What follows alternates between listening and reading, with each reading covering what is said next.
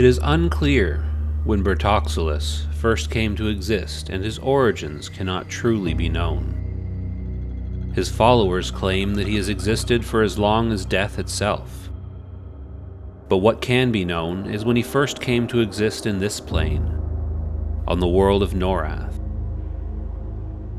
Long before the common races of Norath were born, before any of the gods save for Vishan had stopped by to visit and leave their legacy on its shores. When all of Norath was home to the dragons, the first race to stand and dare to claim a piece for their own was brought into existence by an unnamed force. They were the Zulus. The Zulus built a great kingdom in the south of Antonica.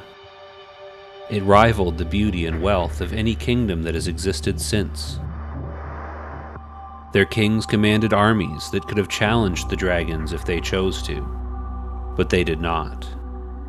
For the Zulus, what they treasured could not be found on this plane. They valued above all else what lay beyond our realm, beyond the Veil of Death. The Zulus kings built a great mausoleum that they called Lxanvom, which in their tongue translated to King's Rest. In that necropolis, the Zulus laid to rest their kings. They believed that in the realm beyond life, the kings of the Zulus would continue to rule the souls of their people in a great kingdom. The necropolis Lxanvom was a nexus between the realms, where the Zulus could visit the great kings of the past and learn from their wisdom. As the centuries passed and the necropolis filled with the rotting bodies of past kings, something began to seep in. Lxanvom was connected to some place beyond, and from that place evil churned and mixed with the rot and spoiled flesh and began to form itself into something powerful. Within the corpses of the long-dead kings of the Zulus, Bertoxxulous was born into Norath. The priests of the Zulus, who had for centuries traveled from their great cities to commune with the dead kings, began to find on their visits that they could not merely hear the voices of the dead, but the dead began to rise and walk. Bertoxxulous, the amalgamation of disease, rot, and decay, wore the bodies of the dead and spoke to the priests of the Zulus through their tongueless, pustule-filled mouths, and quickly corrupted them. Amongst the priests that visited, Bertoxxulous favored one who was called Lxanvom. Bertoxxulous imbued Altor with the power to influence, which he used to rise to the position of direct advisor to the king of the Zulus. Altor convinced the king to visit Lxanvom in person, something never done by a king while he still lived. The king visited the necropolis, and while transfixed by the presence of Bertoxxulous, Altor performed an evil ritual, spilling the blood of the king into the crypt.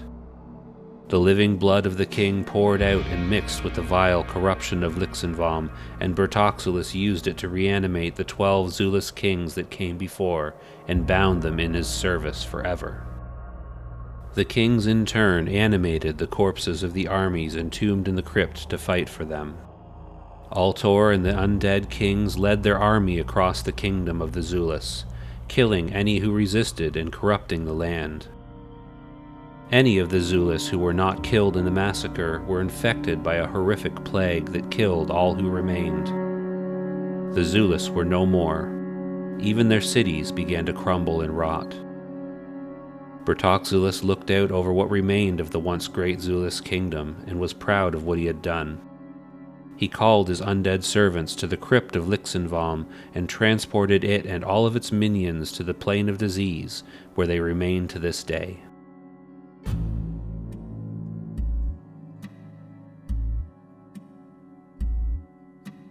Centuries ago, Carprin Deatharn, Shadow Knight and loyal servant of Bertoxxulous, traveled the continent of Antonica. Like all of Bertoxxulous's subjects, he believed that death was the only truth in life, and he shared that truth with any who crossed his path. The village of Yawnwater was an idyllic place, nestled in the bend of a river within sight of where it emptied into a large lake, It was home to a people untouched by the horrors of war or the iron fist of empires. Its people were left alone and forgotten, and they were happier for it. They farmed their crops, raised their livestock, and lived in peace. Yonwater's simple houses radiated out from a shrine to Lxanvom, the goddess of love, that stood in the center of town. On this spring night, the moon was but a sliver in the sky, so torches were lit to illuminate the rings of wildflowers that were draped over the stone likeness of the goddess. It was the reflection of those torches, flickering on the still surface of the lake, that caught Carprin Deatharn's eye. Carprin let out a roar as he spurred his mount into a gallop towards the sleeping village. This was exactly what he needed to prove his worth to his lord Bertoxxulous, to prove that no one could match his dedication to spreading the corruption of Bertoxxulous. When Carprin reached the bridge across the river, he stood at his center and called for the villagers to come out and accept the gift of death that he offered on behalf of his lord. He then pulled the war scythe from his harness on his back and stood waiting. The village of Yonwater had no standing guard. They never had need for it, but every able-bodied man and boy able to lift a farming tool as a weapon gathered on the road leading to the bridge to defend their town. But they were no match for Carprin Deatharn, Shadow Knight of Bertoxxulous and bringer of the gift of death. He cut through them with the ease that they would have cut through the wheat they grew outside of their village. When there were none left who could resist, Carprin gathered the women, the children, and the elderly at the shrine to Lxanvom at the center of town. He desecrated the shrine by performing a sacrifice at its feet and brought forth an insidious disease that infected the remainder of the villagers, leaving them to die slowly at his feet as he stood over them. This was enough to gain the attention of Bertoxxulous, who was very pleased with what his servant had done. He granted Carprin great power and brought him to the plane of disease to serve as one of his trusted personal guards.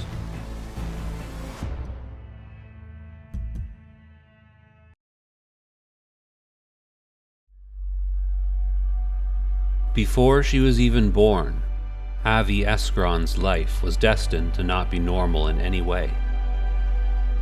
Born to a long-forgotten people in a long-past era of Norath, Avhi was a child foretold by prophecy, and the battle to influence her began the moment she began to show her unheard-of magical potential.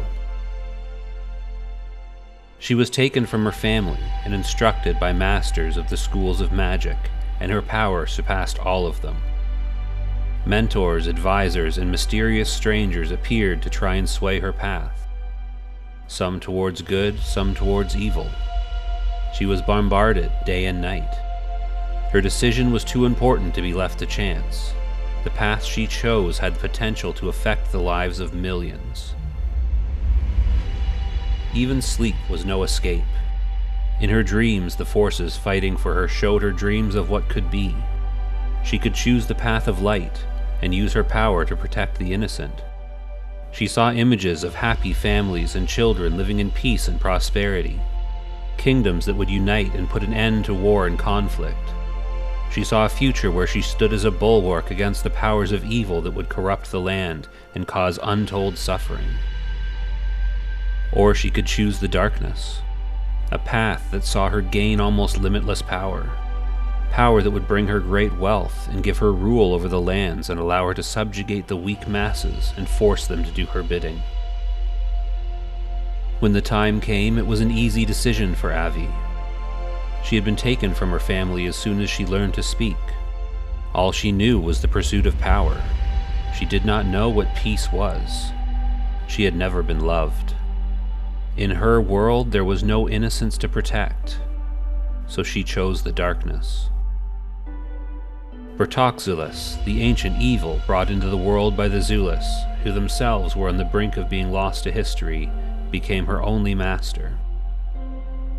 No mortal could stop her from plunging the world into an era of darkness. She corrupted the land and its people, spreading plague and disease. She took the mastery of the arcane and warped it into necromancy. She experimented with her necromancy on the dead that surrounded her, perfecting the dark arts and creating magics that would never be matched by mortals again.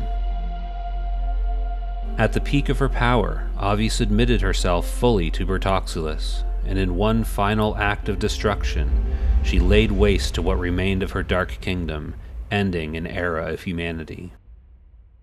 Bertoxxulous was pleased with Avhi, and took her with him to the Plane of Disease, where she would serve as one of his immortal generals. The rains fell on the plains of Khorana. The rains always fell on the plains of Khorana, as the clergy of the Rainkeeper worked to build a new temple to their god.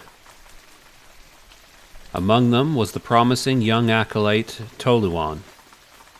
Channeling the divine seemed to come naturally to Toluwan. Even at his young age, he was performing rituals to Khorana that no full cleric had been able to complete for years. The other clergy spoke about him as if he were the future of their order. He could become bishop one day, but today he was just another acolyte, hauling stone through mud for the foundation of a new temple. As Toluwan worked, his mind was not on Khorana, however, or on the work at hand. He could only think about his love, who waited for him nearby in the city of Kainos. An acolyte with his potential could never admit such a thing out loud, but truth be told, he valued her above anything else, even Khorana. When work on the temple was finally completed, Toluwan requested leave to return to Kainos to visit his love, and when it was granted, he rushed home to her. But when he arrived at her house, she was not there waiting for him as he had expected.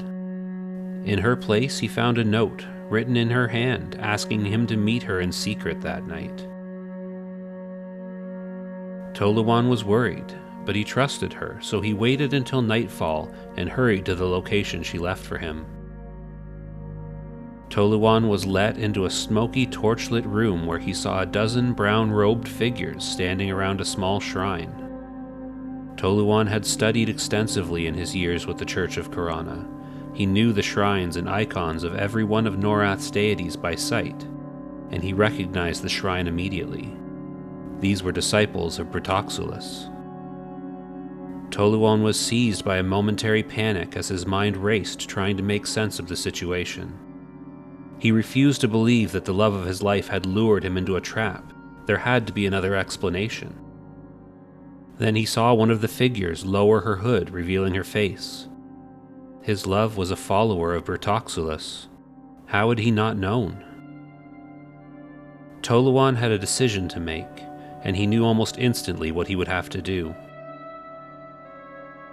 He renounced his vows to Khorana and joined his love as a servant to the Lord of Decay. He would follow her anywhere, even into death. All that was left was to prove himself to his new companions, and they had a test in mind. Toluwan returned the next morning to the newly built temple in the plains of Khorana. His former brothers were surprised to see him return so soon. They all saw how eager he was to return to Kainos just the day before. Toluwan assured them that all was well. He had done what he needed to do, and now it was time for him to focus on his service to their god. The clergy had no reason to doubt him, so they never suspected his plans. That night, while the priests slept in their fresh new beds, Toluwan went room to room, silently killing them in their sleep. He had grown up in the temple of Khorana in Kainos, and had known all of these men since he was a child, but that did not matter to him tonight. He gathered the bodies and performed the ritual given to him by his new brothers, and finished by razing the temple to the ground. With the flames at his back, Toluwan began his walk to Kainos, where he would rejoin his love in service to Bertoxxulous. Bishop Toluwan was a loyal servant to Bertoxxulous and performed many great deeds in his name. Eventually he was honored with a place in the Plane of Disease as one of the few mortals raised to immortality to guard the necropolis of Lxanvom. Raex and Vindor grew up together in the kingdom of Skraxon. They were inseparable, and when they became men, they both pledged themselves as knights in service of their king, King Randall. Their skill in battle was unmatched, and they became known across the kingdom. Their reputation as fighters even managed to find its way beyond the mortal realm and attracted the attention of forces of evil. After only 2 years in service to King Randall, war was upon them. A powerful necromancer led his armies of both the living and the dead against the Scraxan kingdom in a bid to rule the realm of the living. The war raged for many years and ultimately saw King Randall fall at the hands of the necromancer turned brutal emperor. Raex and Vindor watched as the new emperor ravaged the kingdom they loved and fought for, and they swore an oath to end the necromancer's cruel reign at any cost. And as fate would have it, someone heard their oath. Someone who had been watching and admiring their strength from the shadows for years. And so Bertoxxulous offered them a deal. He would banish the evil necromancer to a distant realm and the kingdom of Scraxan would be free. All Raex and Vindor had to do in return was return to Lxanvom with Bertoxxulous as his indentured servants. The two friends had no choice but to accept the offer. At any cost, they had sworn an oath, and a true knight never goes back on an oath.